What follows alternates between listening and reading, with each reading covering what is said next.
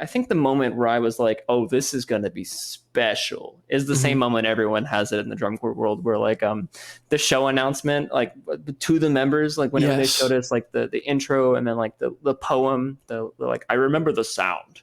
Tree branches scraping in the wind. You know what I mean? Yeah. I think watching the poem and like getting to hear like that slow buildup and then like them explaining what the show is about, I was like, this is going to be so different than anything I've ever done. Yeah. It's a stereotypical Blue Night show of like some like, what is it? No one knows. What does it mean? Nobody I don't know knows. either. It's different. Attach yourself to the idea. It's like, but that's really what this show was. Like when they explained it to us, it wasn't like years before where we had a product in 18 where it was, this is based off The Shining, attach yourself to The Shining, become this character.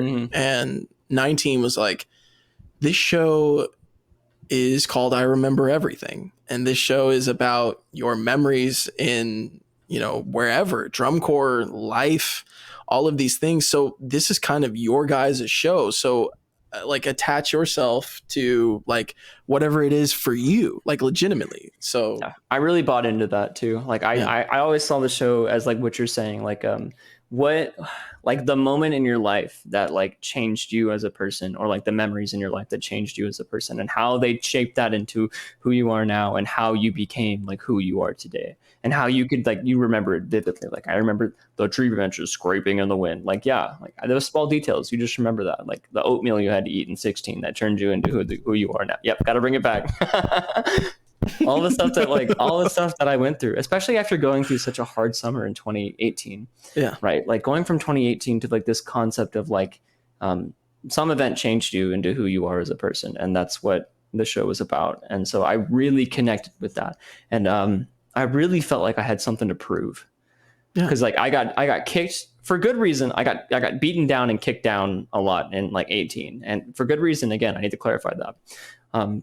But like making Blue Nights was like, it was like proving myself wrong, because I didn't think I could make it. I didn't think that I was good enough to do any of this stuff. I didn't think I could ever make it at that level. And so like, it was like, hey, Dylan, give yourself a little bit of credit and just shut up, dude. You're fine. You made it here for a reason. Yeah, it's like, you're here for a reason. Yeah. Now do the work. Yes. And I was like, I'm not letting this slide like I did in 18. No, there was not a chance in my life I was going to do that.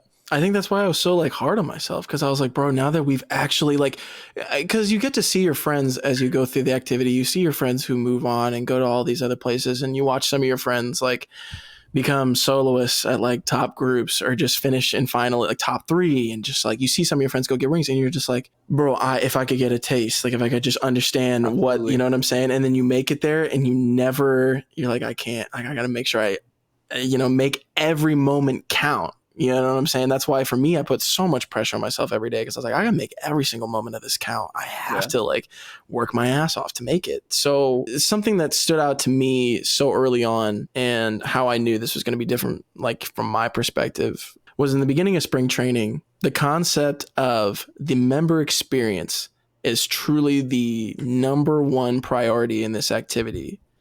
This is where I start to figure out why I do this activity, why this means so much to me, and what this is all about. I can't remember if this came from Austin Green or this came from Daniel Belcher. Shout out both of them, by the way. Incredible people. Love them both.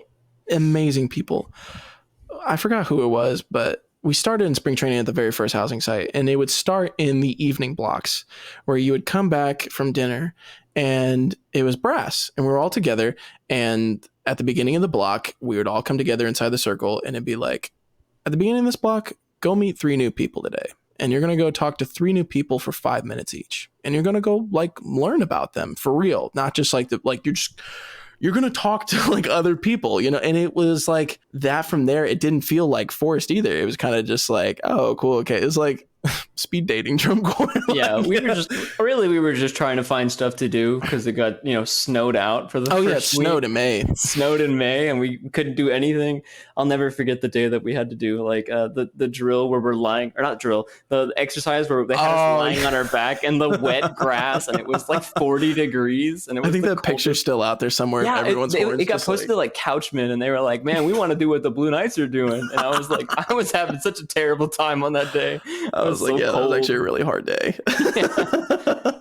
I really like what you said about like the moment you realized it was different was the member experience, because I remember like there were times where like at the detriment of us getting better, like they would argue in favor of us. I remember one time like somebody made the suggestion of like cutting sleep a little bit earlier so that we could finish putting like movement 4 on the field or something like that. And it was like Daniel Belcher and like Austin Green and all these people in charge put their foot down, and they were like, there is no chance that we are cutting into their sleep, even if like something happens. There's no way that we would do that. Like they're going to get their sleep. They're going to get their food. They're going to do everything. They're going to get taken care of. Hour and a half dinners. Oh my gosh. Oh, that was such like dude, when we showed up to camp and they were like, yo, we get hour and a half dinners, I was like, that is like, it was so mind-boggling for me. I'm like, what do I do with the extra half hour? Like, I didn't know what to do. Like take a nap. Yeah, that's what it was. Yeah, because I was like, I'm so used to like shoving my face in like 15 minutes and like, you know, figuring out the next things to do and like getting hour and a half dinners. Oh my God, like brass rehearsals. Like if we ever went over in like rehearsals at all, that time was like given back to us like for the next block. Like it was like, okay, we'd be like, you can come back late. 5 minutes over, guys. Sorry, you come back at like 12:35. Where like in Oregon, it'd be like, oops, 10 minutes over. Oh yeah, box that one. It's storming outside right now, and there's hail going on your brand new instruments, and it's lunchtime. Run that back. Remember when they were like, "Yo, visual caption head, we just saw lightning literally right behind you. It's right behind us. The field right behind you." And then he was reset? like, "I didn't see it. Reset." I didn't see it. You're like, what? Yeah. Cousin said, yeah. So just like how focused they were on the member experience definitely was like the next thing. And then the thing after that, if it's like the show announcement and like how connected I was to the show, the member experience was like right there. And then below that, but still equally as important, was like how connected we all were as a drum corps. It was no longer the brass, the battery, the guard. Like it was the Blue Knights. We were all Blue Knights. Everyone we all hung out with each other. Like everyone hung out with everyone. I was good friends with some color guard members. I was great friends with some percussion members. I knew like everyone's name. It was the only time. Was so cool. It was like the only time at that point, up to that point, where I actually knew like every person in the corps, like individually. Yeah. And it was like, it happened organically too. I feel like it felt like it never was like, it never felt forced upon. It was kind of just, you want to go meet all these people. And like, it was so special because like you said, everybody was so connected. And that's why like that summer to me was just like, it's unlike any other because I felt so close to every single person. But another thing I want to talk about is just how many like differences from Oregon to here. Something I remember in 2019 early on was the Memorial Day performance. And it was crazy because we used to do like, you know, spring training performances for people in Oregon, but like no one would come. It was like, you know, the staff watching you again. It was like, yay, you're doing a run through of the show. This was a legitimate, like people from the area are going to come out and watch you. And that was the first time I had ever experienced something like that, where people actually wanted to come out and see us. And then another thing I actually experienced is the hospitality that, you know, a drum corps can have and that alumni can have on a corps. And we went to go eat before the performance. We went and ate lunch, and lunch was provided for us by, I forgot who, if it was alumni or just parents in general. I think it was a combination of like alumni and parents. Yeah, I think it was both. But like there was this whole table spread that went down, and I had never seen anything like it before, of all this food. And you guys probably think I'm crazy. It was just very like regular barbecue food, but it was like, I cried like in line. All the OC people especially were like freaking out because like getting fed in drum corps, what a concept. Crazy. But like everyone else was like, whoa, yeah, we're just getting food. And I remember like telling stories of like OC to people, and they'd be like, what? That really happened? And we'd be like, yeah. Is that not normal? Yeah, no. You guys don't just do Go-Gurts and granola for lunch? Yo, rev up those Go-Gurts. When I heard up those Go-Gurts, baby. When I heard that in the last episode, it literally triggered like a core memory. It made the synapses fired immediately. God. But like, yeah, like when that happened and like they had all that food for us, and then we went to go do the performance and people actually came to watch us. Like in that warm up, like I started tearing up so much because I was like, people want to come see us, and we're getting treated so well, and these people care about us, and like our experience and our like safety and our health and everything is like the priority.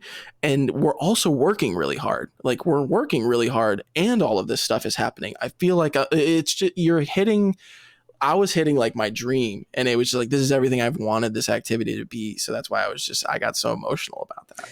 Absolutely. It's so weird. It's so weird coming, because at that point we had both marched the same number of years, right? Like that was no, that was your fourth That was year. 4 for me. That was my fifth, right? Yeah. I think. Yeah. So essentially the same number of years. Because like once you get past 3, whatever, it's all the same, right? You already know. Like I think like 2 is like you kind of understand. 3 is like, okay, You figure it out. Okay, you know. Yeah, okay. You know how to do this in and out, forwards, backwards, any direction, any way that you need to do it. Everything from there is just cake. Yeah. And so it's so strange coming into it at like year 5, finally feeling like a valued member of the Corps. And that's not to say that there weren't some certain people at like OC who didn't value us as members or performers. It's just that like I feel like there was when I speak about OC and the downfalls of like, or like the wrongdoings with them, it's definitely more of like the organizational and like the like, yeah, it's all the exterior things, board of directors and stuff like that. And that's all like stuff for adults talk about, like you said, but it's just crazy. It really is strange. Like finally finding that after 4 years, like there were moments that we were like, I can't believe this is really how people get treated. Like it's like, it's open. It's eye opening. It's like, this is what this is supposed to be. Yeah, this is how this is supposed to be. And I'm sure it's not just BK that has that, right? I feel like it's like, I feel like if you kind of go to a place that has that more money to spend, or has like is more well off, better run organizationally, you're like, oh, it's not supposed to be like that. Like there's a lot of things that you let slide because that's just what you think drum corps is, until you find a place that actually treats you like an adult, that treats you like a respected member, that like values your time, your ethic, your work ethic, your like how much dedication you have to this. And you're like, oh wow, it finally made sense.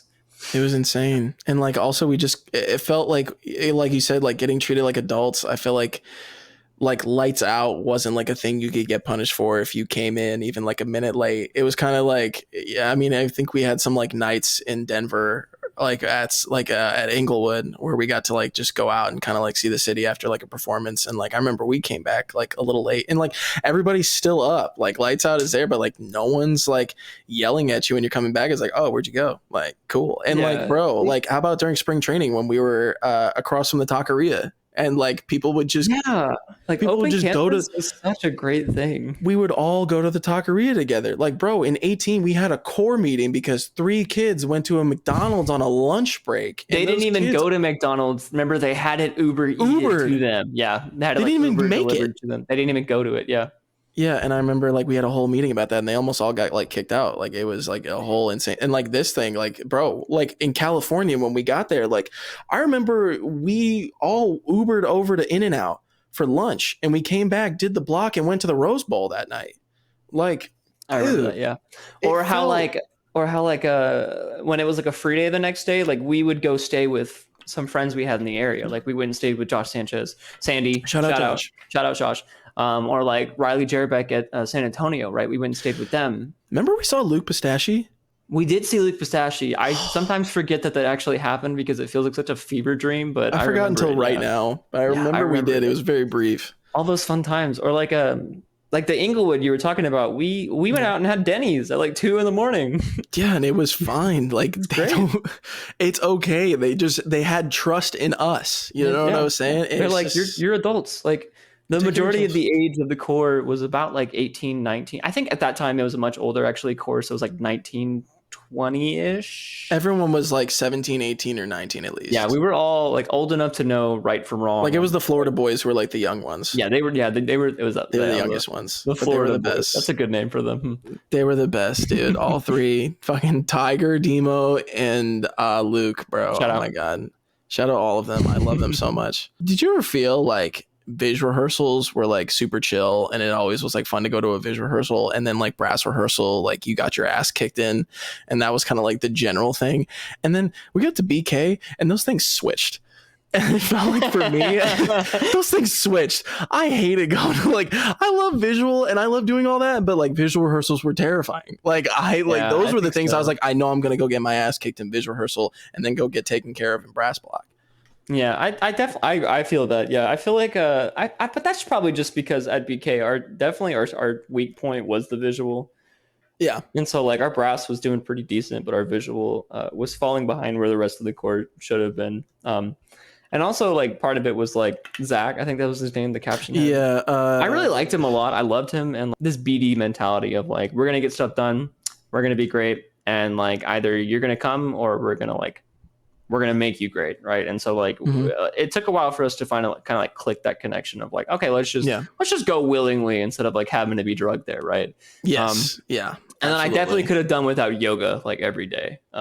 Yeah, it was nice though. I did enjoy that, and like but actually, my body like, is not like yoga, but Oh, yeah, I no. recognize it. I feel like doing yoga. I'd much rather do yoga than like some of the hard PT that we used to do. Or like oh yeah, some no, of the definitely. Like it yoga was really over nice. PT. Yeah, because we would like do like a very chill lap every day to like start the day. Just like honestly, it would just be a thing for us to like wake up and like talk to each other, and then it was like, okay, cool, let's like get everything. You remember started. that day we had to do a lap and Zach was like holding a burrito California, like, yeah, that was like the start of tour. He was like, "Look at this thing. I think it should be illegal to have burritos." Look at my this baby big." Blue Nights.